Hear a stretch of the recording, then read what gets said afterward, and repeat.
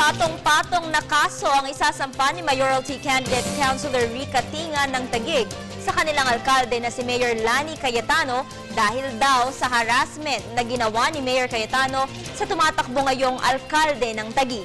Para sa detalye, balitaan mo kami, Baltazar. Iaakyat sa husgado ng kampo ni Taguig City Mayoralty candidate Rica Tinga ang umano'y harassment na kanilang dinanas mula sa mga tao ni incumbent Mayor Lani Cayetano. Patong-patong na asuntong ay kakaso ng kampo ni Tinga kontra kina Cayetano at mga elemento ng Public Office Safety and Order o POSO at ilan na dito ang attempted homicide, grave threat, grave coercion, serious physical injury at robbery. Grave threat, grave coercion, serious physical injuries at saka po robbery. Dahil dun sa camera po na kinuha nila. Bukod sa korte, idudulog din sa ombudsman ni Tinga ang nangyari para naman sa posibilidad na ito'y makasuhan ng administrative case.